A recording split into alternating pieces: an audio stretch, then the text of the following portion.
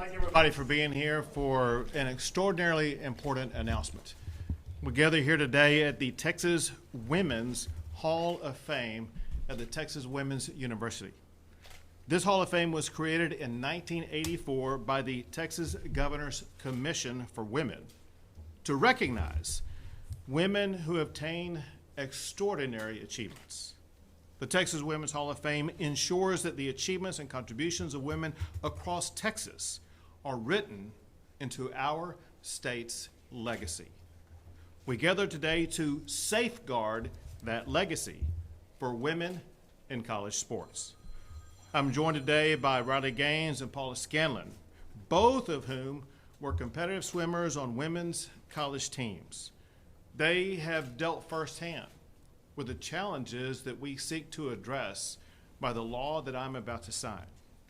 We're also gathered by other women athletes, from those who currently compete in college to those who hope to one day be able to compete in college. And I'm proud to be joined by so many legislators, both in the House and Senate, who were a part of this effort to make sure that this bill got to my desk.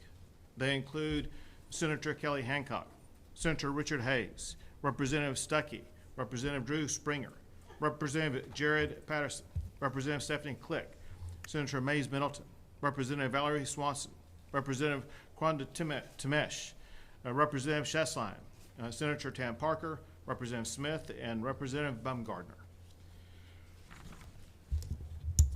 We're here because women's sports are threatened across the entire country. Some women are being forced to play against biological men like Riley and Paula were. Women's college athletic teams are threatened. College records that women set are threatened. Women's sports, women's records, women's teams, women's locker rooms, all are jeopardized when biological men are allowed to compete for those titles, for those teams, for those records. 2 years ago, I signed a law protecting the integrity of girls' sports in Texas high schools. Today, I'm signing into law the Save Women's Sports Act, which offers similar protections for young women at colleges and universities. This law prohibits biological men from competing on a team or as an individual against women in college sports. Women have thrived under college sports in America. They have mastered discipline. They have harnessed drive in order to be able to succeed. They have cast visions inspired by a work ethic to achieve greatness. They've learned how to triumph with grace and how to gracefully accept loss. They've learned how to hone skills and then translate them into successful careers and families. Those attributes, which are byproducts of women's college sports, will not be destroyed in the state of Texas.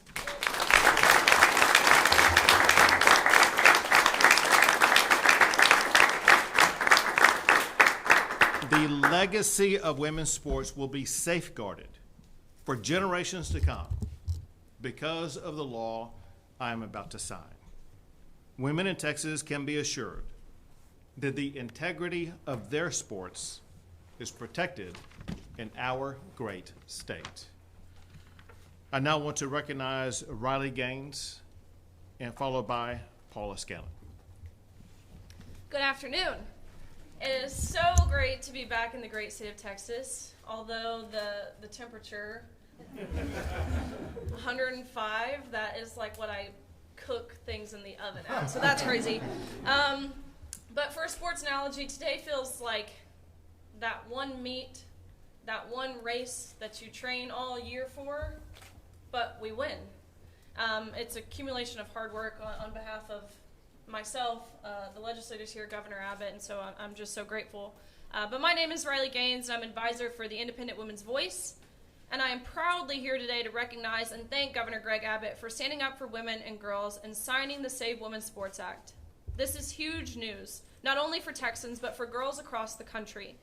This new law will protect the integrity of women's sports by prohibiting men from competing against female athletes at Texas colleges and universities. It's pretty amazing that this law is even necessary. If you have eyes and a brain and any amount of common sense, you can easily comprehend the fact that men on average, and this is a fact, are taller, stronger, more powerful, can jump higher than women. It's biological reality. But unfortunately, we live in such a time where it is somehow controversial to say men and women are different in a way that makes those with Y chromosomes who have gone through male puberty have an unfair advantage in competition where strength and speed are required. And I know this based on my own not so unique personal experience. Prior to joining Independent Women's Voice, I was a student athlete at University of Kentucky, where I proudly finished my career as a 12-time NCAA All-American, a 5-time SEC champion. I'm actually still the SEC record holder in the 200 butterfly, making me one of the fastest Americans of all time, and a 2-time Olympic trawl qualifier. On March 17th of 2022, my teammates and I, as well as hundreds of female swimmers from universities around the country, were forced to undress beside and compete against male named Leah Thomas. Thomas was allowed to compete in the women's division after competing his entire collegiate career, including the 3 years prior, as Will Thomas at University of Pennsylvania, ranking 462nd at best. We all watched on the side of the pool as Thomas swam to a national title in the 500-yard freestyle, beating out the most impressive and accomplished female swimmers this world has ever seen. Olympians, American record holders by body lengths. Thomas and I ended up racing in the 200-yard freestyle, and we tied down to the 100th of a second. Not even 1/100th separated us. Everything that transpired after we climbed out of that pool made clear to me that the NCAA was explicitly violating Title IX and discriminating against women on the basis of our sex. And what mattered most to the NCAA was validating the feelings of a male. The NCAA handed me the 6th place trophy and told me I had to go home empty-handed. And when I asked why, they told me that Thomas had to have the trophy when pictures were being taken. That's what they were advised. I was shocked. I felt betrayed and belittled and reduced down to a photo op. But we've seen this trend occur across the globe. It's happening to girls of all ages, in all sports, and in all divisions. Not only can I attest to the tears that I witnessed from finishers on the pool deck who miss out on being named an All-American by 1 place, I can attest to the anger and the frustration and the whispers of those. There were whispers of anger and frustration from these girls who, just like myself, had worked our entire lives to get to that meet. And I can attest to the fact that their parents are so discouraged as they see their daughters undermined, and I can attest to the extreme discomfort in the locker room when you turn around and there's a 6'4", 22-year-old male fully intact with an exposing male genitalia inches away from where you're simultaneously undressing. Those parents I mentioned who are discouraged, they too are looking for solutions and for someone to boldly stand up for women and girls in sport. Listen to them, have empathy for them, and fight for their rights for fair play. In 1972, Congress enacted Title IX to end unjust sex discrimination in all aspects of education, including collegiate athletics. Although Title IX does not apply to the NCAA itself, it applies to the colleges and universities that make up the membership of that NCAA. And these institutions are required to provide equal athletic opportunities for members of both sexes. Make no mistake about it, by allowing male athletes to displace female athletes in the pool or on the track and field or on that podium, the NCAA and its member colleges intentionally discriminate on the basis of sex, which is why we must champion leaders like Governor Greg Abbott for standing up for women and girls, as well as Senator Mays Middleton and Valerie Swanson, the sponsors of this bill on both the House and Senate side. I couldn't be more grateful for them. When Governor Abbott signed the Save Women's Sports Act this summer, he sent a message to approximately 15 million Texan women that they will be treated fairly, on the playing fields, in the sport arenas, and inside the locker rooms. Governor Abbott, thank you for respecting our right to fair play, safe spaces, and privacy.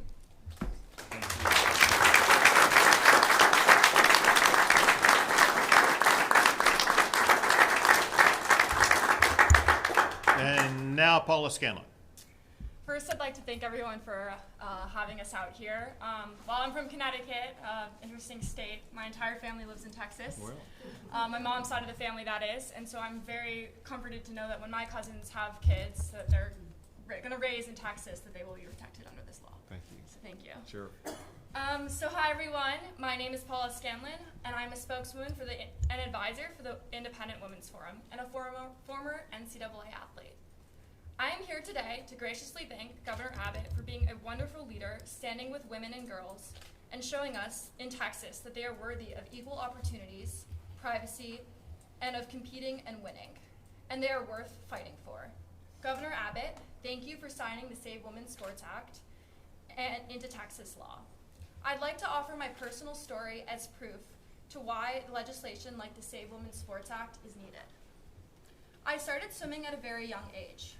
By age 8, I was swimming competitively, and by late middle school, I was devoting at least 20 hours a week to swimming. I dragged myself out of bed on cold, dark mornings for practice. I gave up countless holidays, weekends, and social events to work towards my dream of swimming Division I, a dream that came true when I began swimming at the University of Pennsylvania. In September of 2021, my teammates and I were shocked when Will Thomas suddenly became a member of Penn's women's team as Leah Thomas. After swimming for 3 years on our college men's team, a self-identified woman, Thomas had now a locker in our locker room, wore women's swimsuits, and practiced and traveled with our team, and competed for the women's team. Thomas had personal best times in every freestyle event that were faster than every female world record. While Thomas had only ever placed in the top 500 when he competed against the men. While competing against women, Thomas became an NCAA champion. Well, many of you already know this. What you don't know is the experience of us women on the University of Pennsylvania women's swim team. My teammates and I were forced to undress in the presence of Leah, a 6'4" tall biological male, fully intact with male genitalia, 18 times per week. Some girls opted to change in the bathrooms stalls, while others went into the family locker rooms to avoid undressing next to Thomas. When my teammates and I tried to voice our concerns to the athletic department, we were told that Leah's swimming was a non-negotiable, and we were offered psychological services to re-educate us into accepting the idea of Thomas competing and undressing beside us. To sum up the university's response, we, the women, were the problem, not the victims. We were expected to conform, and our feelings didn't matter. The university was gaslighting and fear-mongering us women to validate the feelings and identity of a male. This continues to happen today. Any discussion of maintaining the sanctity of women's spaces is labeled transphobic, bigoted, and hateful. What's bigoted and hateful is a discrimination against women and girls happening across the country. The dangerous effects to erase women and girls, destroy us, and our equal opportunities to compete and win. They dilute our dignity and all that it means to be a woman, and stripe away our safe spaces and privacy and security where we previously had. And it's time for this to stop. And because of Governor Abbott's profound commitment to women and his leadership here in the Texas legislature, here in Texas, women are now protected. I hope other states follow in Texas's footsteps and make the pro-women choice to protect our sports.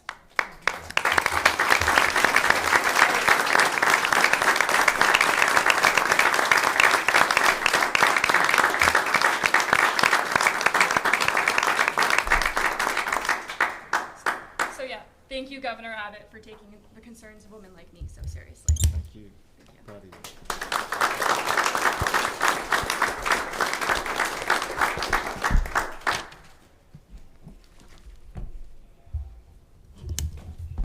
Now to sign the law.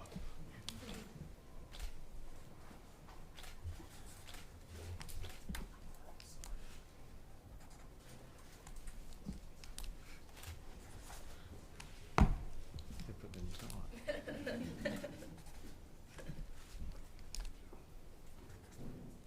lot of people want pens.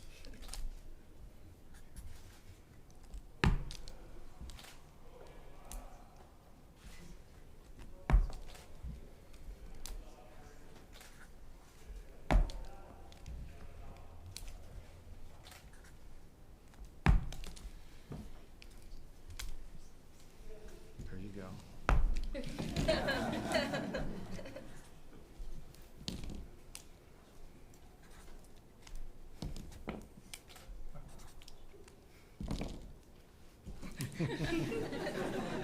But you wonder what we're gonna do with those. So I'm gonna save these.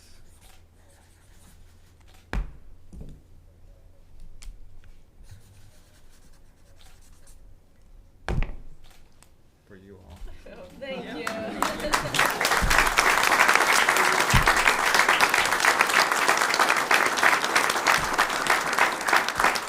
The Save Women's Sports Act is now law in the state of Texas.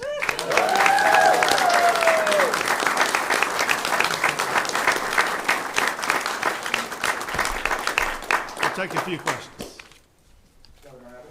Hey, Jack. Hi, Governor. So I don't know if you saw the protesters outside on your way in. They told me it's not just this bill, but they feel other bills at the Capitol by Republicans have been targeting the LGBTQ community. How do you respond to that? I wish that they could have peacefully heard what Paula and Riley had to say. Any reasonable person would agree. They should not have had to have gone through what they went through. Our goal is to make sure that what they went through is not going to be repeated again. Our goal is to ensure these young girls behind me will be able to train like Paula was talking about how she trained. I know Riley did the same thing. They devoted their lives, working harder probably than anybody in this room. Longer days, longer nights, sacrificing so much to achieve a goal, only to have that goal erased by being forced to compete against a man. Everyone needs to fully comprehend what these women and other women have been through, and that Texas will stop at nothing to continue to protect women's sports for women in the state of Texas.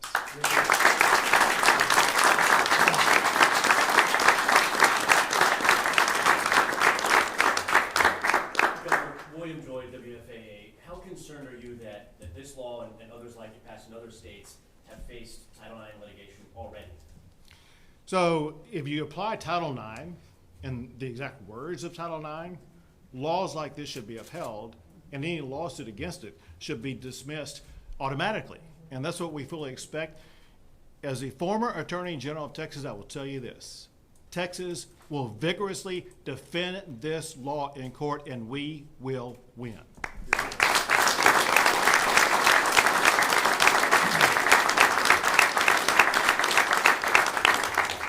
Governor, how do you explain this law to members of the LGBTQ community, as my colleague Jack was asking you, and without them feeling marginalized? Because, as he had mentioned, there have been a lot of laws here passed by the legislature, signed by you, that they believe that is marginalizing them. How would you respond to them? You used a very important word, marginalized. How will they explain to Riley and Paula and to other women how they have been marginalized? They're the ones who went through the training, not the protesters out there. These are the women who committed their lives, altered their lives so that they can compete. And yet you heard Riley talking about how she was marginalized. She was the winner, but she was denied that victory Riley Gaines was marginalized because of some political agenda. We need to get back to what we intended to achieve when Title IX was passed in the first place, Title IX exists, and we support it because we support the benefits that we see every day, every year from women who train and compete in sports and the positive effect it has in their lives. We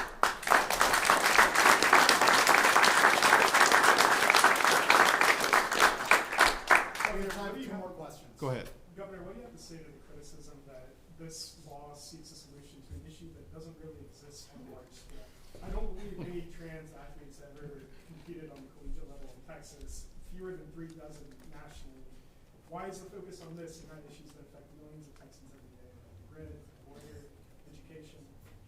Can I just say that Will Thomas is from Texas? He went to Westlake High School.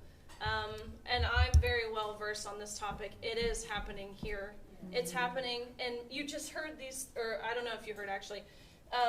It's happening in as young as elementary schools. It's happening in every level, every division, every sport, in every state. And to believe that that's not the truth is to believe the narrative that's being pushed, that it is a non-issue. And I can attest, I get the messages from young girls. I get the messages from parents. I get the messages from the coaches who feel silenced. It's happening here in Texas. Hey,